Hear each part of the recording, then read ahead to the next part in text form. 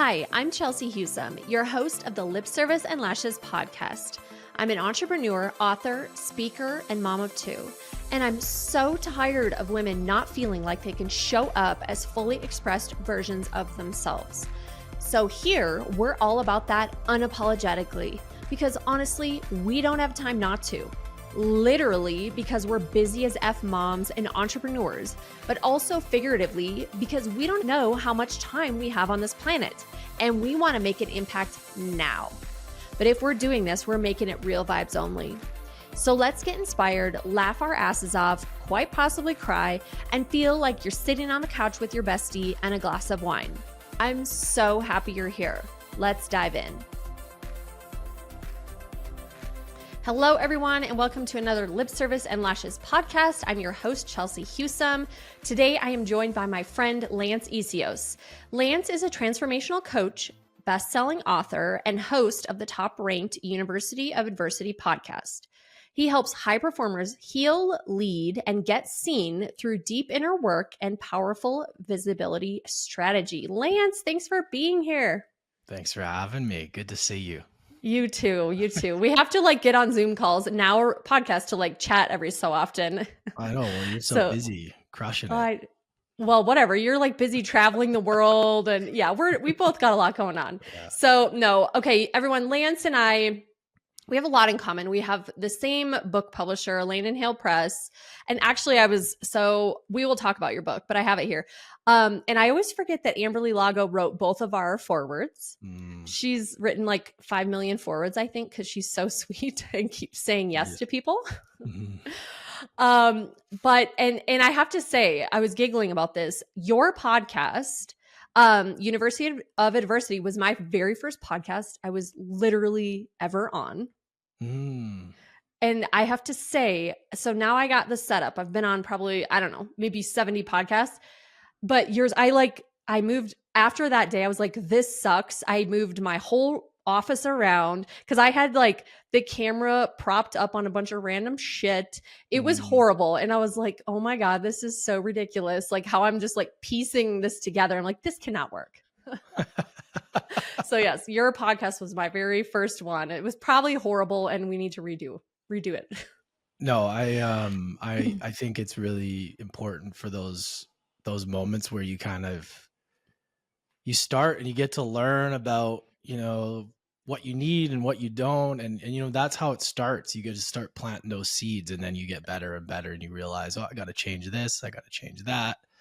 And, that's the only way you learn, right? Just one step at a time. And it was great to, you got such a powerful story, right? I was blown away when I read your book. You. I was like, how is this chick alive? How is she Same still for you? What are you doing? How are you able to do all these things? What is going on here? So yeah, it's an honor, and your story and just what you're doing. It's awesome to know you and watch your growth. Oh, well, thank you. Yes, we've become very close. We love to message back and forth for business advice and ideas and all kinds of stuff. So, and you're like, use this microphone for your podcast, use this. So yeah, you have been instrumental in helping me, figure out what the hell I'm doing. So thank you. Okay. So I want to jump right in first. So your book, Mastering Adversity, why did you write this book? Well, that's a good question. That's a big question. Take it wherever you want to take it. Well, I always wanted to write a book. I didn't know how that would happen. But, when I got into this journey of starting the podcast and really getting into talking about adversity, because of, first off, where it all started, I was a hockey player, messed up my career, cost me a lot.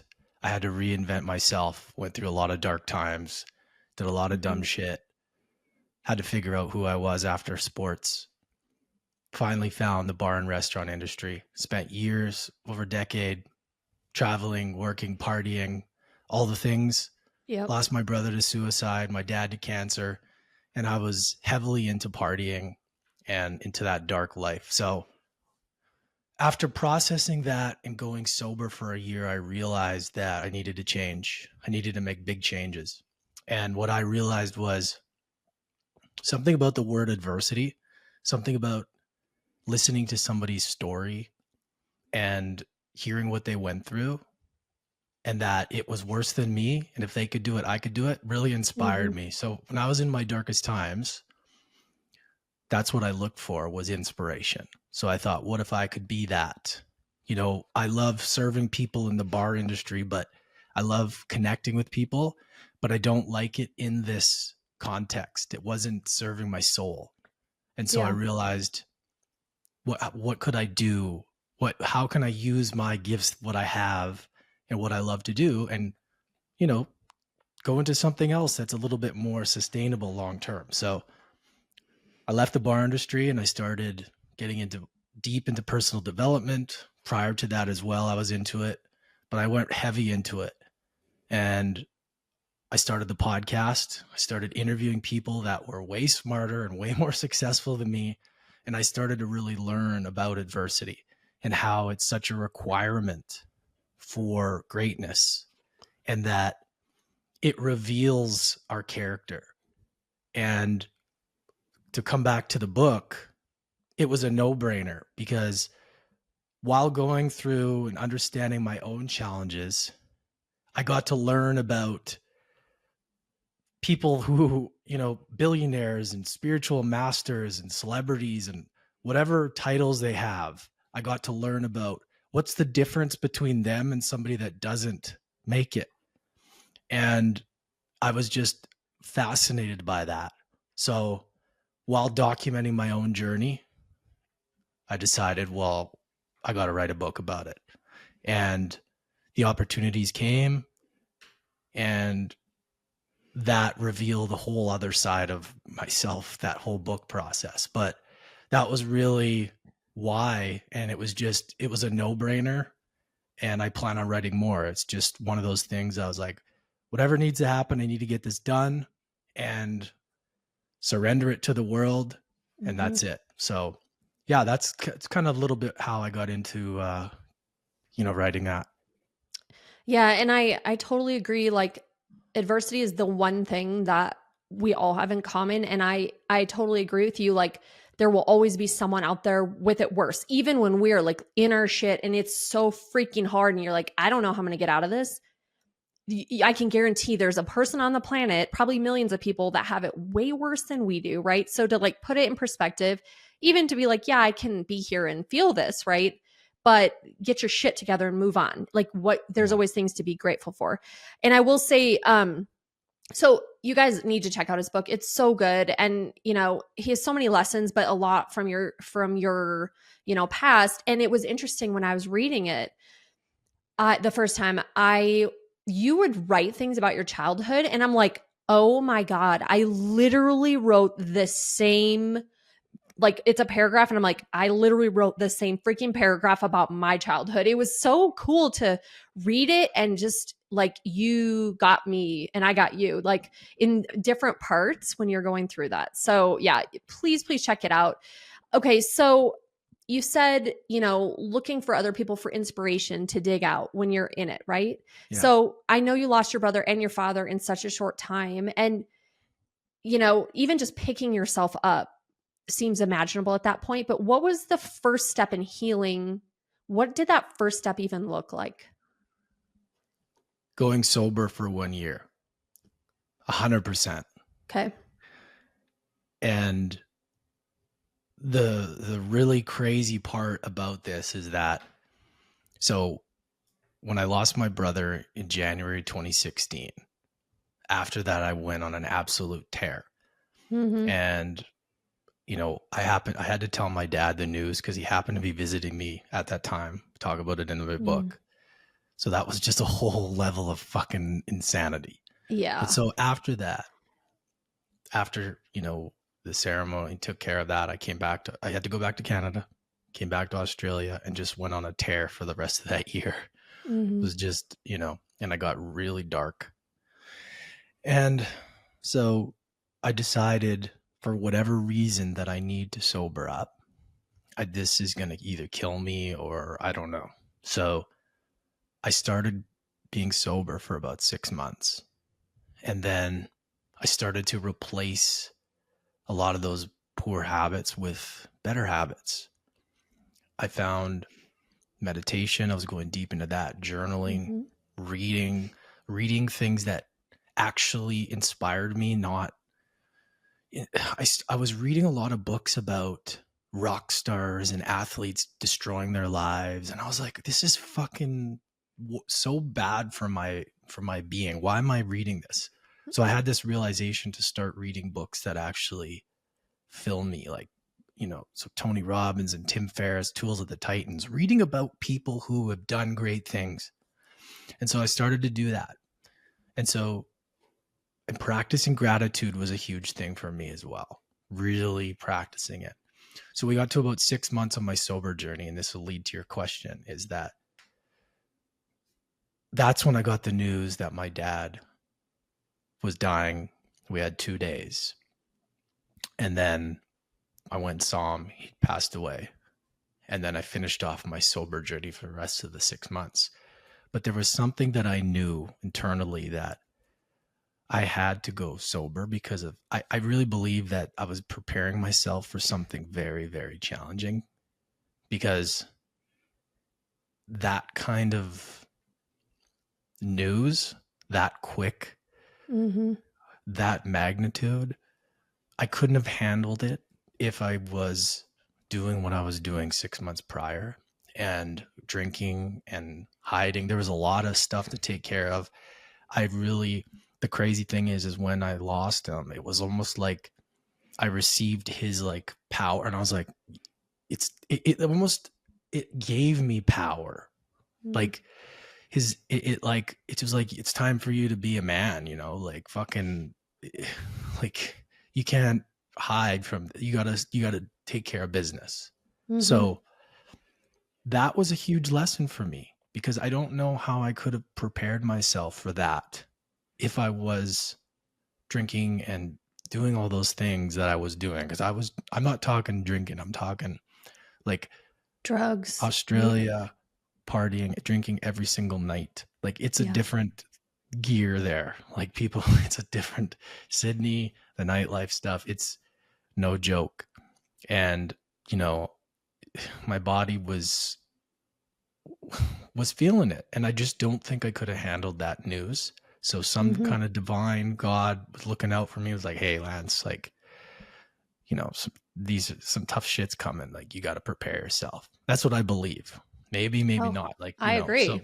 So that was kind of, so that 1 year, that's what people ask me, like, if I really want to change, like, what's the step? What's the first thing? And I'm like, I just ask about their habits first. And I'm like, alcohol for me was the thing that dulled my light. And I'm not saying you can't drink, but I'm saying if it's a problem and you can't do things and it's like a cripple, and you have to hide from it, or you use it to hide from life, then maybe you should pull the brakes. You got to look at what's going on. And that's what I would say, is just give yourself a year sober. I think everybody could use a year sober just to see what's possible. Yeah. And then, like, that was just what I needed. And a person doesn't have to be sober forever, but it can change your relationship with it. And it did for me. And so I don't know how I would have got out of that if I just kept in that same cycle, that same loop. So that's what I would say was a big thing for me.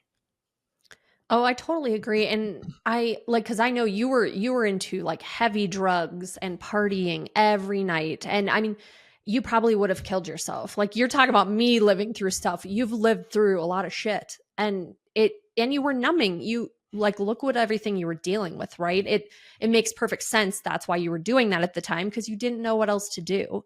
So that's so powerful that you're like, no, I need to get my shit together. You know what I mean? And do that. But I totally agree about getting sober. I have a lot of friends that have gotten sober for that have said 6 months or a year, and then they usually don't go back, because they do. It like dulls your light. It brings you down. I feel like it affects so many things. Yeah. And one of the things I'll say is that whenever I say anything about myself, this is just my take my perspective, my unique Yes. journey. Like, some people can do great and still thrive, but some people can't. And it's Yes. about your own self-reflection. Like, like, is this thing, can I, that you can get by doing these things in life, like, perfectly fine. And who am I to say, right? But you have to be honest and say, is this thing really getting in the way? And then, and if so, pull the brakes on it. And that's kind of like, that's sort of the thing, right? But each person is different, and how their relationship is with it. And it's like that with everything. It's like that with food. It's like that with alcohol. It's like that with all kinds of stuff. And it's all about really looking and being honest about your life and saying, well, what is the thing that is always the thing that's in the way, right? And it's like, and that's, I think everybody has that. And so, yeah, like, for me, that was what that was. And there's been other things too. But at that time, it was just like, wow, I can actually not dig myself out of a hole every single day. Like, Yeah, right. whoa, I can actually, like, Feel good. build on the foundation. Like, oh, Yeah. I'm not gonna, like, that feeling of the ups and downs, the sabotage, I'm doing good. Oh, time to crush it. Oh, doing good, time to sabotage. It's like this, like, I'm feeling too good, I'm just waiting for the ball to drop here. Yeah. And it's like so crazy how that is. The chaos. I was addicted to chaos. I was addicted to the chemicals of the ups and the downs. And yeah, it was just such a profound time to be able to just change and just see what life was like without it, Oh yeah. That's so powerful. Okay. So I know you're very, very passionate about breath work. And so you incorporate that as part of your coaching. So why do you think the nervous system regulation is such a missing link in how we deal with stress and trauma? Yeah, it's a great question. And, I've been thinking about this a lot lately, about adversity and nervous system regulation, and just how that's really what it is like, when shit hits the fan, how do you deal with it? And it's the capacity to hold the pressure, right? And when you have a flexible nervous system that's regulated, you can flex in and out. You can handle you can expand to hold it, and not, like, it's almost like you're able to, like, stretch your capacity, instead of it being like it breaks and you just, like, fall apart. Yeah. And I think, and that happens for success too, not just adversity. Like, people can't, there's a certain amount that they have, and then they sabotage because they don't feel worthy of it, right? They'll do Yep. whatever they can. So it's like, be able to be in that feeling of what it feels like almost understanding and rehearsing that feeling. Because if you haven't felt it, and you've had poverty, if you've gone through hard shit your whole life and never had it, then you're just immediately, it's not gonna feel familiar. So I think being able to regulate your nervous system in different ways just allows you to be able to have the capacity, when really challenging things come, which they will. You can't escape it in this reality of life. But Yep. it can be fun. It can be like, look, shit's gonna come. And if I want to live a great life, and I want the things that I say I want, well, then there's going to be the levels that I must get to. And there's going to be things that are going to stretch me beyond my current capacity. And that's okay. But what tools do I have to do that? Like, how am I processing these emotions? Like, how am I able to hold it? And that's why I think, and really, how else does somebody get through adversity? Like, it's really that, it's sometimes people are just naturally really mentally tough, and they can power through, but that can only take you so far. And eventually, the body keeps score. And eventually, if you're burning the candle at both ends, you're not really enjoying what you're doing. You could say it. You could say all the things, all the buzzwords of the personal development, but eventually your body's like, I'm checking out. And you see this a lot, right? With people. So, and again, it's every individual is different. Their capacity to hold the stress and to be able to have tools like breath work for me, to be able to every day set the intention and tune in and just move through any stuck energy and just like connect to my heart, to the creator, and just be like, all right, we got this. Yep. And that helps me a lot. Meditation, journaling, working out, like doing things that challenge me when I don't want to do them, you know, mentally rehearsing how I want to feel. And yeah, it's I think it's essential for me. It's been, I don't know how I could get by without it, you know? Mm-hmm. So, yeah, it's power. I found it's super important for navigating challenging times. Well, yeah, I agree. And it's like, we're the two of us we're not like, oh, we're only striving, you know, our only goal in life is to sit on the couch and watch TV all day. Like that's not, and really anyone that's out there trying to do big things in the world or chase dreams, like you're getting a whole new level of adversity probably thrown at you because you're out trying to make an impact, right? And things are going to come at you. But I know you agree, like anyone who's successful, they have mastered their habits. They look at how do they feel and what's bringing them down and they get rid of it, you know, so they have the capacity to thrive. Otherwise, you, like you said, you'll break. You physically can't handle it. Yeah, exactly. And it's also like, it's almost like how you look at it too, your perspective on it. Like I've seen some people, like I'm like, they turn it into a game. It's like, it's a game. It's a puzzle. Yeah. And it's like, it's they can shift it into this, like, you know, what do we got today? What's going on? What do we, you know, and it's like this video game of life. And I think, it's interesting how certain people can navigate it and, you know, and certain people get more stressed. But I think, being able to have things that you have within yourself every day, every minute, that you can just tune into and then have like longer sessions for like the deeper work. It's powerful. I mean, there's a reason it's been around for thousands of years. Exactly. Going back to some of those older things that, knowing how powerful they are. Yeah. All right. Well, I know you work with a lot of men. So what do you think? I'm really interested to hear, because I know we've talked about this a lot, but what do you think modern men are craving most right now that they're not getting from traditional culture? You could probably go on for like 20 hours about this. I know. I think there's been a time where men don't know how to be men. Like they don't know what they're supposed to do sometimes. Because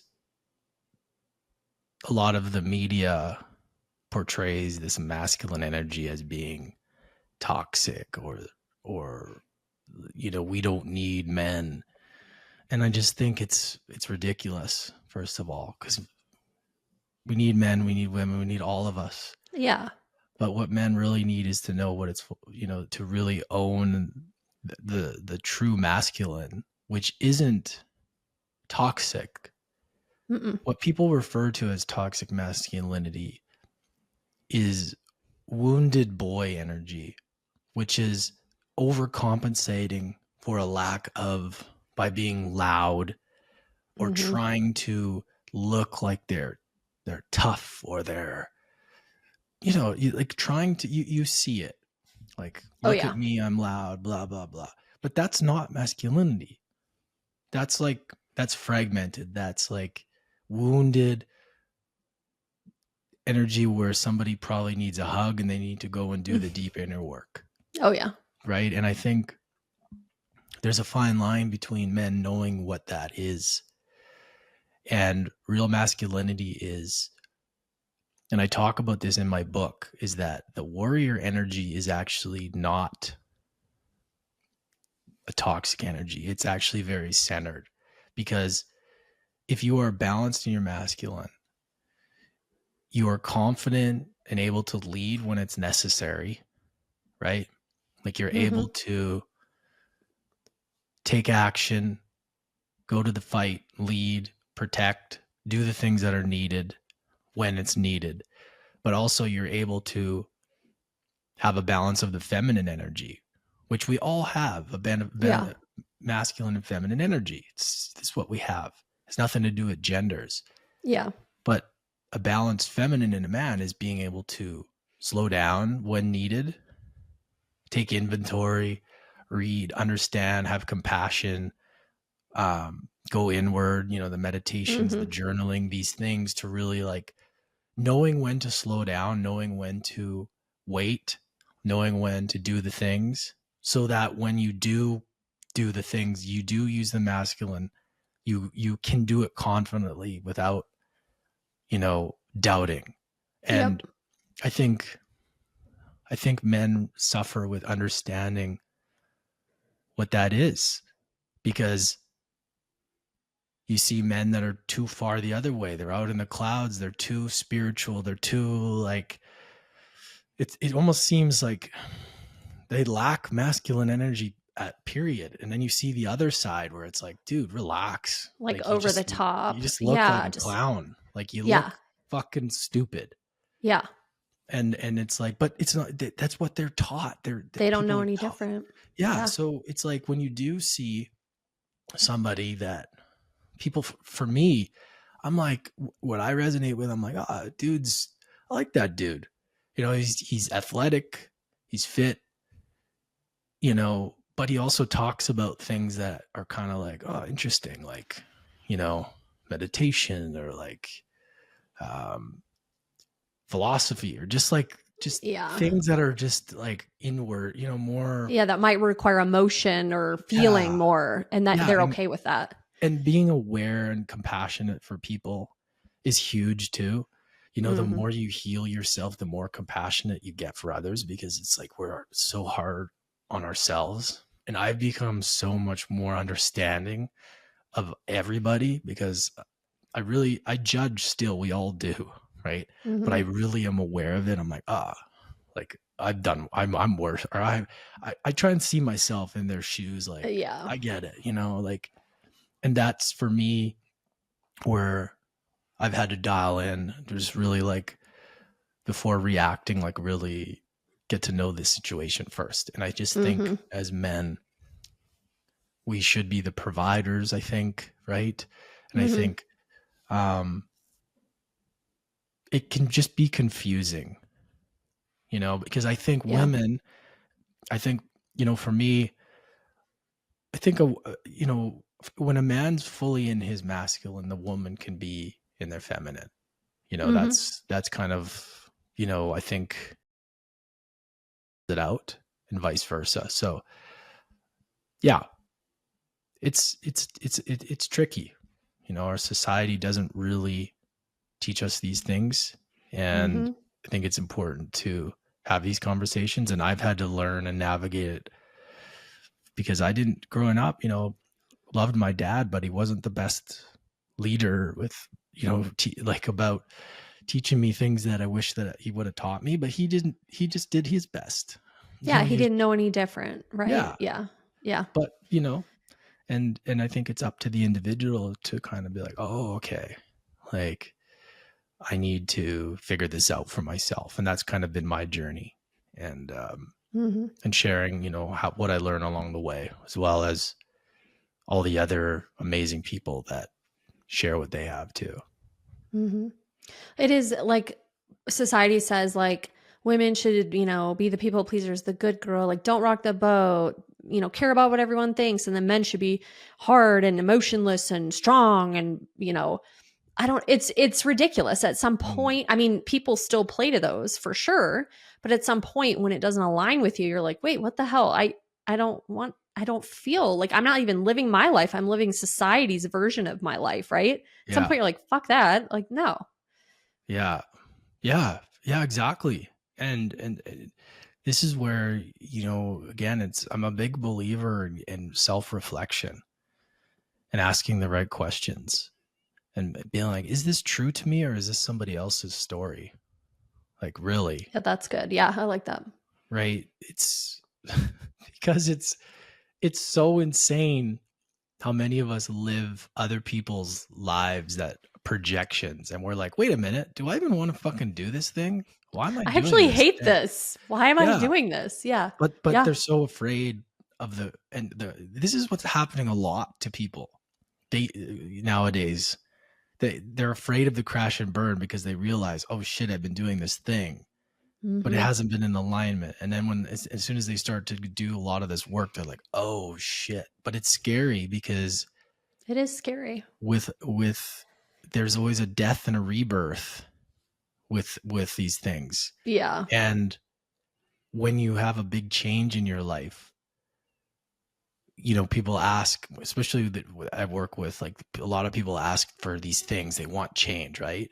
They want their the goals and the visions.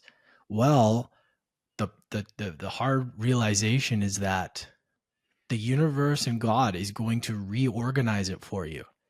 So that means sometimes the thing that you have is going to crash and burn and end, and so that you can start rebuilding the thing that you want. But some people aren't willing to accept that. It's like they want to have all the good for what's the present moment, but they don't want the bad. But it's like, hey, if you want that thing, then we got to get this shit out of the way, and that's going to take some time. So this is why we do the work, so that you can hold it, trust the vision, and hold the capacity to not doubt yourself through the rebuild of it. And that's where it gets hard for people, right? Yeah. Because there is going to be shifting identities, shifting lives, all that stuff. Oh yeah.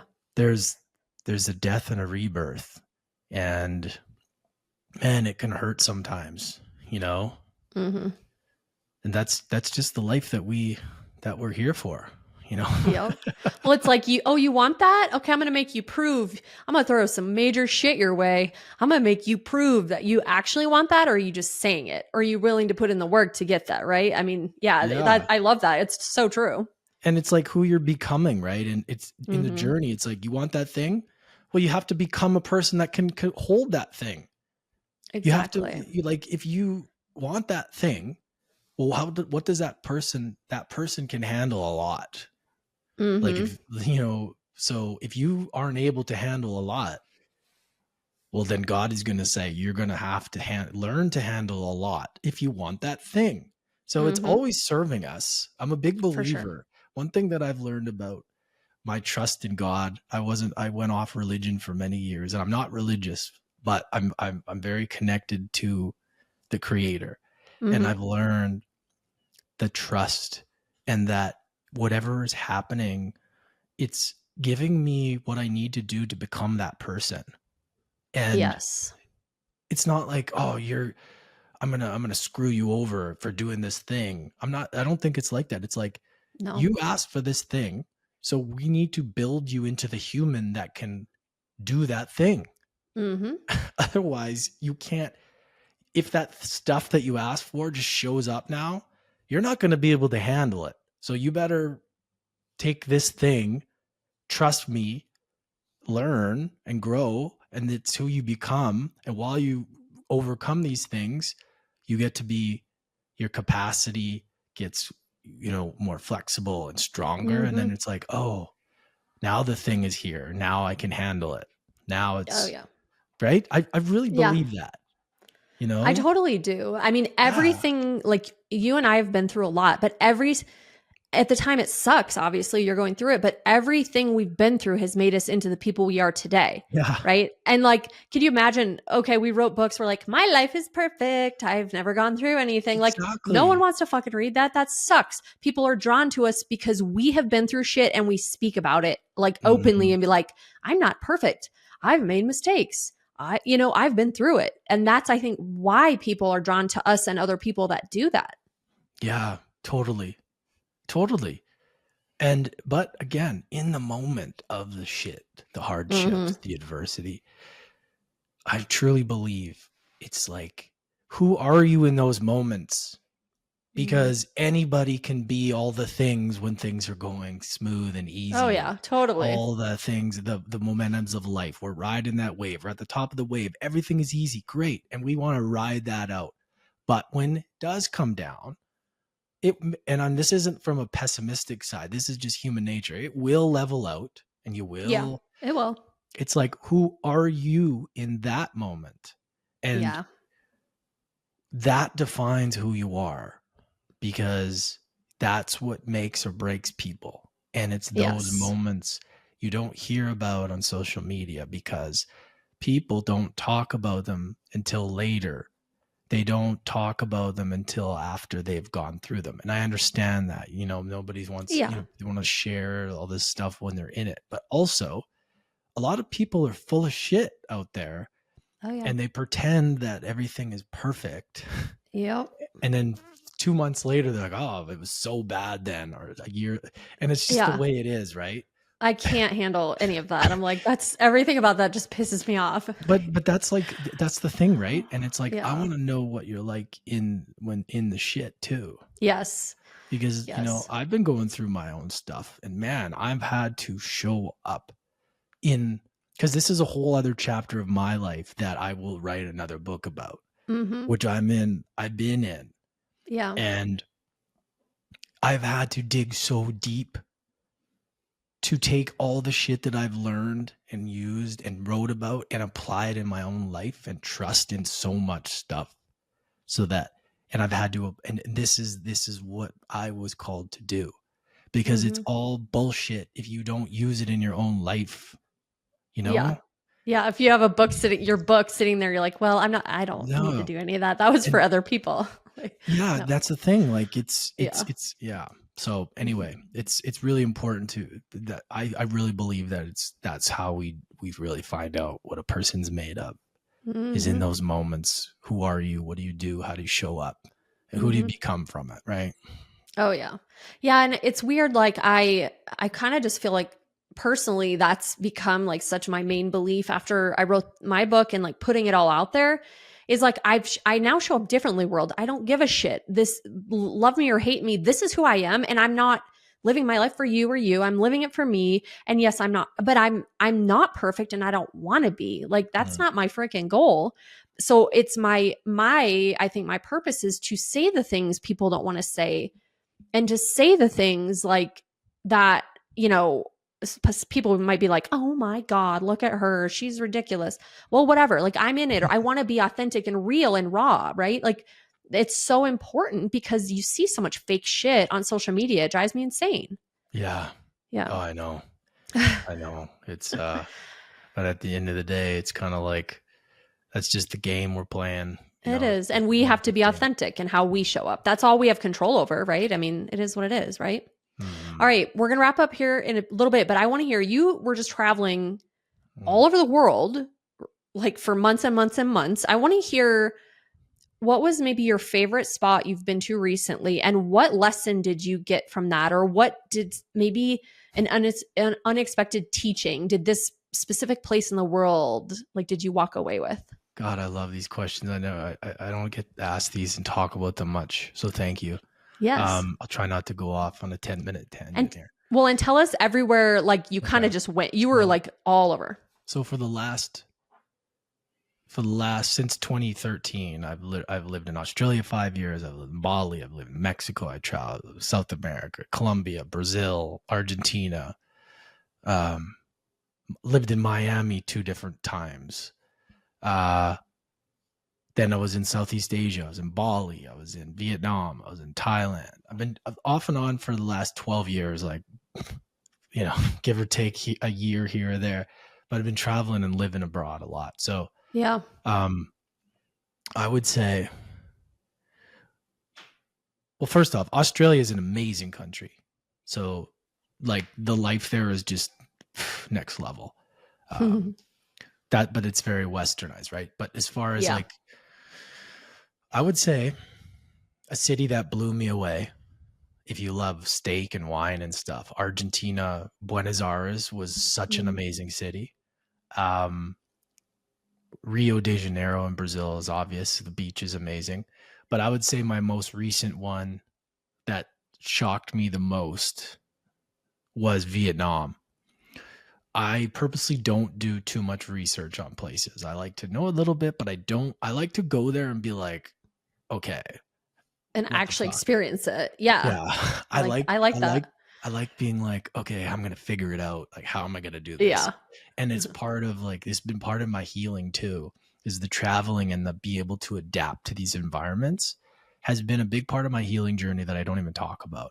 But traveling and being able to go to a place, adapt, live in any single place and be okay with it and be like, okay, we're Mhm. here. We're going to set up the podcast studio. We're going to get it set up. We're going to do it. We're going to make it good.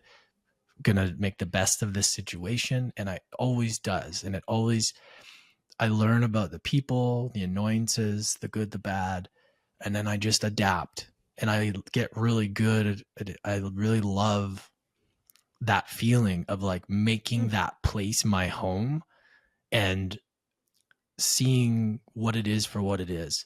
So when I was in Vietnam, I went to a place called Da Nang, Vietnam, which is like a beach town, beach city. And it was just so, Vietnamese people are just so amazing. The food, the cost of living is like, what? How is it so cheap? It's Yeah. clean, it's safe, and you know, there was beach. I was running the beach every day and I was just blown away. I'm like, how is this? And everything was just so easy. And a lesson that I learned was just a lot of what we're taught or what we hear is bullshit. And once we go there, we really realize a whole different thing. And I guess the perspective that I had about what that place would be like was completely blown out of the water. Mm. And yeah, that was, there's one more place. How much time do we got? I want to talk about one more place. Do we have time? Got like 5 more minutes. Okay. There was another place too. Well, we can save that for another time if we want. Well, it's okay. You can tell about it. Well, in 2018, before all the crazy stuff with like, I went to a wedding in Israel. Okay. Now, I know, lover, whatever your thoughts, I don't care about getting all the political right now, but the country itself, I went there and it blew me away. Really? How the food and just like, I don't know, I've never seen anything like it. Now, obviously it's different. This was 7 years ago, but that country was really crazy. And it was just like, whoa, this was really, it was like a place I'd never been ever thought of or anything. Yeah. And so that really, that's cool. But I'm glad I got to go there before all the shit went down. Yeah. So to really experience it, what it is, right? Yeah. That's cool. Yeah. So there's been a lot. And I think the biggest lesson is like, you can't learn everything about a place from YouTube or what people say, or you gotta, once your experience of the thing itself is going to teach you a lot more. Mm-hmm. And a lot of people live life based on, I don't want to do these things because somebody told me to, or not to do it, or don't watch that movie or whatever it is. But it's like, you only learn from doing the thing yourself or eating the food yourself to see if that food feels good or not. Like, you don't know for sure about anything until you try it yourself. Yep. You know? Yeah, totally. That's kind of the point of it all. I love that. That's so cool. You have so many stories, I know. All right. So where can our listeners find you and connect with you? And then how can we help support you? Amazing. I would just direct everybody to Instagram, keep it real simple. Everything is there. And check out the podcast, University of Adversity. I've really slowed down on recordings these days, but my goal is to get it picked up again. But you have a lot of episodes. So if you're listening, even if he's not like posting new ones all the time, there's tons there. So go check it out. It's really good. At least once a month or once every 2 weeks. And, really going to drive to YouTube. YouTube's been a project and I'm like, okay, I want to really put attention into this. So but Instagram's a good place to start. One spot, Lance Essihos. And yeah, I'd love to connect. Let me know that you're listening to Chelsea's podcast. Yep. Well, yes, please go connect. And his book, Mastering Adversity, is on Amazon too. But yeah, go connect with him on Instagram. He's always posting like wherever you're traveling, whatever you're doing. It's like, where's Lance in the world today? Like Yeah, he's always leaving us guessing. I got a lot of footage that I had that I didn't post. So I'm like, now I'm posting it and making reels out of it. I'm like, shit, I got a lot of stuff here. Like, yeah, right. They're like, oh my God, are you traveling again? You're like, no, but I got to use this. I got stuff to use. Oh, that's good. Well, thank you so much. I just adore you. You're like, you've become such a good friend, and I always appreciate you and your wisdom. So please connect with him. Lance is fantastic. So thank you for sharing all your wise nuggets with everyone. So I appreciate you. Chelsea. It's an absolute pleasure. Thanks so much. Thank you. Well, everyone, thank you for listening to another Lip Service and Lashes. Always remember, no BS, just real vibes. We'll see you next time. If you loved the episode, share it on Instagram and tag me so I can say thank you and meet you. Or share it with a girlfriend who you know would love this too. Always remember, no BS, just real vibes. See you next time on Lip Service and Lashes.